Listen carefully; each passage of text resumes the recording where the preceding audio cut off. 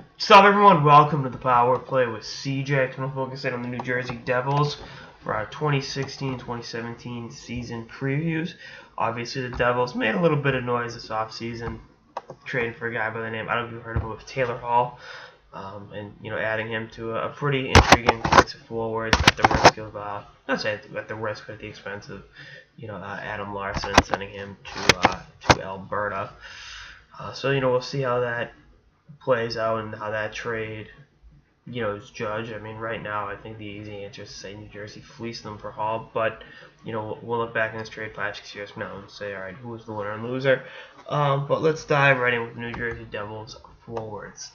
I'm just kind of putting a top six together. So you got Hall, obviously, Kyle Palmieri, Henrique, Zajac, Camilleri, and then I guess Reed Boucher at 23 years old, who I think has earned that spot after 3 up and down years between the minors and the NHL. I mean, that's an intriguing top six. And then, Gandese showed flashes last year. Smith Pelly kind of is what he is. I know he played well down the stretch at Tacoma from Montreal, but is he a legitimate top six forward? Is a question that I think should be asked. So it's kind of looking at all the pieces here. I'm intrigued by their core up front, and then I think Pavel Zacha could very well round out their center group as a solid third line center as a 19-year-old rookie coming over from the sorriest thing of the Ontario Hockey League. And Zacha looked good in the one NHL game he played last year, but we'll see if that sort of pace is sustainable. I mean, having 2 assists per game, I mean, I think that's statistic Wayne Gretzky goal, not a lot of other people. So, we'll see what happens. And, I think if he does make the Devils, he'll be, expect him to be in that 15-goal, 35-point range as a rookie, which I think is fair. And I think his size up front will definitely give the Devils a nice, bit of a change up, particularly down the middle where, anytime you can get a big body on the dot, it's beneficial. So, we'll see how that situation works. And again, there's plenty of reason for optimism with their forward group. I mean, even adding Bo Bennett, if he can, with a change of scenery, be on your third line and give you a different look, that's a pretty cool situation and something that really didn't cost you anything. It just cost you a third-round pick. But, considering the upside he showed and how, everyone was all about Bo Bennett once upon a time, getting a guy like this for a third-round pick, if he can stay healthy, which again is the billion-dollar question with Bennett, then you might have yourself one hell of a get. And I'm sure he'd love to stick it to the Penguins any chance he could get for sending him away. So, like I said, they got some youth, they got some experience. They got some young guys that are knocking on the door. Plus, I don't think the forward group they open with at the beginning of the season is what they're going to end with, particularly with Elias. His status over the last couple of years has been, I guess wait and see. I mean, he played 16 games last year. I don't think he's played his last game as a New Jersey Devil, but I don't think we're going to see him being the, elite. At 40 years old, I think he's not going to be the elite player he once was, which really isn't a lot to take to say that, because unless you're Jaromir Jagr, usually you get worse when you get older. But anyway, that's their forwards. Let's talk about their D. With Adam Larson gone, they really don't have a legitimate number one defenseman. Andy Green's your captain. He does some really good things. He's a hell of a player. And then you kind of just round it out. I like Severson's game a lot. I think Helgeson, not a bad player. Lovejoy was a decent acquisition coming over from the Penguins. So, you get some Stanley Cup experience between him and Bennett.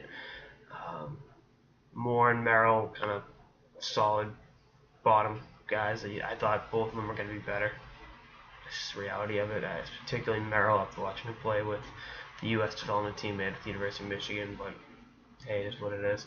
And I think Steve Santini is pretty close. I think him and Josh Jacobs are both knocking on the door, and there could be a really interesting youth movement towards the end of the season next year. And Santini got to play in the last game of the season for the Devils, him, Zacha, and Miles Wood.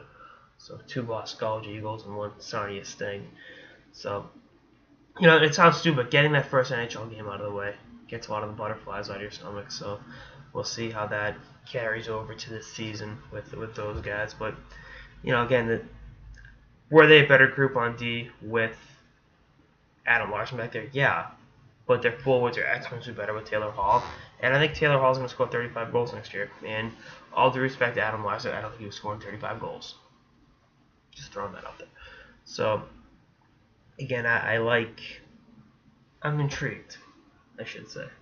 And I've been a Severson fan for a while, particularly with Kelowna back in the day. And, there's something about defensemen out of the Kelowna Rockets. It's like cornerbacks out of the University of Alabama. They seem to produce them at a high level. So, we'll see if he can continue to take some steps forward in his development. I think, 30 points out of him is not unreasonable, and I think he'll continue to get better. I mean, he essentially bypassed the AHL, so it's kind of on the accelerated path. So, D, not great, not as bad as Boston Bruins, though. And then in net, you got Corey Schneider and, Keith Kincaid and Wedgwood kind of competing to back him up. Blackwood, we will not see in the NHL this season, so don't ask. But again, when you get a guy like Corey Schneider, you've got a legitimate investment candidate. He keeps your team in the game, gives you a chance to win every night. The Devils have been lucky when you have a guy like Marty Brodeur for 20 years, and then you're able to acquire a guy like Corey Schneider and kind of take over from there. In a weird way, it's kind of like the Indianapolis Colts with quarterbacks, where they had Peyton Manning for 15 years, and then Andrew Luck kind of was there in the draft. Well, that's what happens when you suck, is you get the number 1 pick, and sometimes the number 1 pick is a guy like Andrew Luck. So, there's a good change in the guard that, allows your team to continue to be competitive.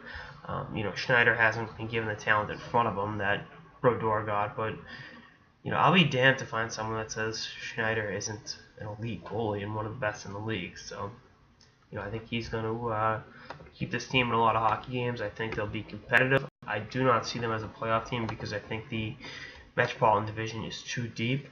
But again, I think with the fact that they're phasing these kids into the lineup means that they're building something special in Newark, and we'll see what happens. It's John Hines and Ray Sherrill both know what they're doing, and they understand the direction of this team, which is more than I can say about the Boston Bruins. Not to keep throwing the Bruins in front of a bus, but god damn it, they make it too easy sometimes. So we'll see what happens. I think they'll be an improved team, but I do not see them in the Stanley Cup playoffs next season. I expect good individual seasons from Taylor Hall. I think Reed Boucher is going to take the next step.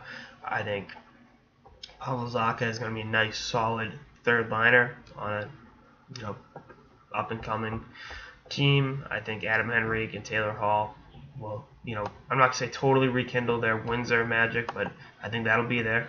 See, I forgot to mention that out. I think Kyle Palmieri will have a slight drop off in productivity. I think he'll be at 25, not 30 goals. I think guys like Miles Wood, Blake Pietila, and Santini will be up and down all season. I think, again, they'll be getting the ice time for the youth movement. I don't know what else you want me to say. That's all I got on this episode of the Power Play with CJ. Stay tuned for more episodes throughout the off season and beyond. Later, guys.